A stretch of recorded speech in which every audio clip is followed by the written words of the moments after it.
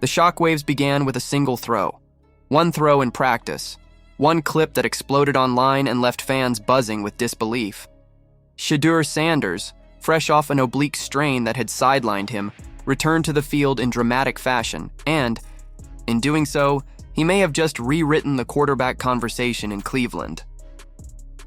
For days, questions swirled about his recovery. The Browns had kept quiet. Head coach Kevin Stefanski, in particular, guarding his words carefully, never tipping his hand about Sanders' role in the weeks ahead. But then came practice, a return many didn't expect so soon.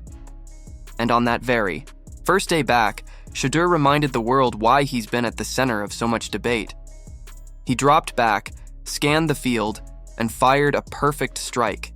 A dime, so pure and precise, it instantly became the highlight of the day.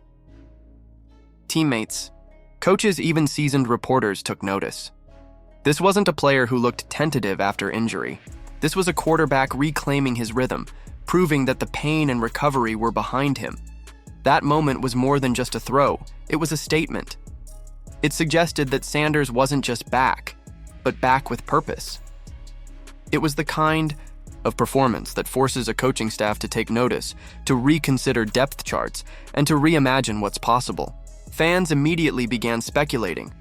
Could this be the spark that not only earns Sanders more reps, but also alters the Browns' quarterback future altogether? Stefanski, though, remained measured. When pressed on Sanders' readiness, he acknowledged the progress, hinting at playing time in the upcoming preseason game against the Rams. It wasn't just any game, it was the dress rehearsal, the one coaches used to glimpse what the season might hold. And for Sanders, it was a chance, a critical, perhaps defining opportunity to cement himself not as a backup afterthought, but as a legitimate contender. Mary Kay Cabot, one of the most respected voices covering the Browns, underscored the magnitude of the moment. She pointed out that this final preseason matchup would be Sanders' chance to tilt the scales in his favor. Fully recovered, fully prepared, and fully aware of what was at stake, Shedeur was entering the kind of proving ground that can make or break a young quarterback's trajectory. And from the very first whistle in practice, he carried himself like a man who knew it. His warm-ups were crisp, his footwork smooth, his timing sharp. Observers noted that it was as if he had never been sidelined at all. There was no hesitation, no rust, only precision and poise. It wasn't just about health, it was about readiness. Then came the real test. One-on-one drills, pocket collapses simulated by defensive pressure, the kind of scenarios designed to rattle even experienced passers. But Sanders didn't just survive them, he thrived. His reputation for pocket presence was on full display, the kind of intangible that can't be taught. He didn't stare down, the rush. He felt it. He adjusted subtly, slid gracefully, and still delivered throws that turned heads. Journalist Mark Schlereth, a man who has seen decades of football talent rise and fall, couldn't help but marvel. On a recent podcast, he praised Sanders' fluidity, his decision-making, his natural athletic gifts. Schlereth admitted that Sanders still needed growth.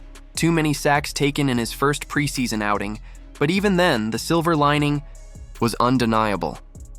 His accuracy, his touch, his ability to create time without panicking. These were traits of an elite-level quarterback, the kind of traits that separate the good from the great. Then came the throw that would echo beyond the practice field. Sanders took the snap, settled into the pocket, and with defenders closing in, launched a flawless touchdown strike to his receiver. Perfect spiral, perfect timing, perfect placement. It was the kind of play that defines a quarterback's identity, that makes fans jump to their feet even during a routine session. A throw so polished it left even hardened analysts speechless. And in that moment, you could feel the tension rise.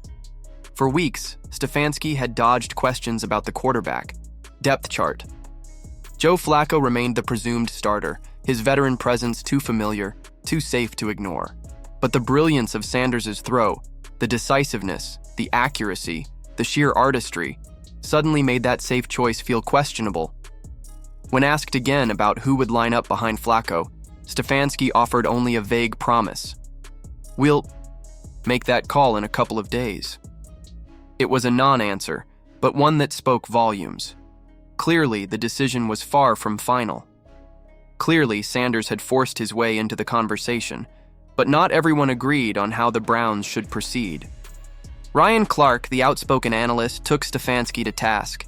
He argued that Cleveland was clinging too tightly to Flacco's experience at the expense of their future. In Clark's eyes, Sanders, and even fellow rookie Dillon Gabriel, offered something far more valuable: hope, development, the possibility of finding a long-term franchise quarterback. Experience alone, Clark insisted, should never outweigh raw potential and upside, and if the Browns ignored that, they were making a short-sighted mistake. To Clark, this wasn't just about the 2025 season. It was about the next 5, the next 10. It was about finally breaking the cycle of temporary fixes and investing in the players who could actually shape the Browns' destiny. And in Sanders, he saw not just a quarterback recovering from injury, but one who had the tools, the mindset, and the determination to be that future. The Browns, then, find themselves at a crossroads. On one side, the proven yet limited security of Joe Flacco. On the other, the untapped potential of Shedeur Sanders, a young quarterback who, with each throw in practice, with each step back from injury, looks more and more like the kind of player who deserves more than a clipboard on the sideline. It is a dilemma that will define not only this season, but potentially the direction of the franchise. Do you gamble on the promise of tomorrow, even if it means enduring the growing pains of today? Or do you lean on the steady hand of a veteran, even if it means capping your ceiling? For now, the answer rests in Stefanski's cautious hands. His patience, his emphasis on not rushing anyone back, has earned respect. But the time for patience is running short. The preseason finale is here, and with it, Sanders' greatest chance yet to prove that his future shouldn't be delayed. Every movement he makes will be scrutinized, every throw dissected, every decision analyzed by fans, coaches, and analysts alike. And if Sanders delivers again, if he shows the same poise, the same accuracy, the same brilliance he's flashed in practice, the Browns may have no choice but to reconsider their path forward.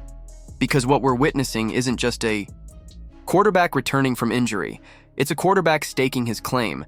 It's a young man standing at the edge of opportunity, daring to step into the spotlight and demanding to be noticed. The Browns' quarterback dilemma has rarely been this intense. The weight of their decision hangs heavy.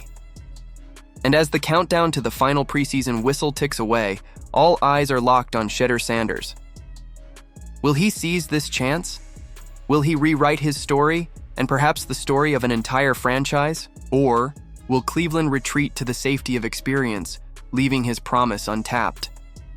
Whatever happens, this moment, this return, this throw, this spark, has already shifted the conversation. And it may just be the beginning of something far bigger than anyone expected. So now the question becomes yours. Do you believe Shedeur Sanders has already earned the right to step up as a starter? Or should Stefanski continue to lean on Joe Flacco's experience? Are the Browns making a mistake by not giving Sanders and Dillon Gabriel more meaningful reps? And could this preseason finale become the very turning point that shapes the future of the franchise? Let us know what you think in the comments below. And if you've been following this roller coaster quarterback drama, make sure to hit that like button, subscribe, and turn on notifications, because this story is far from over.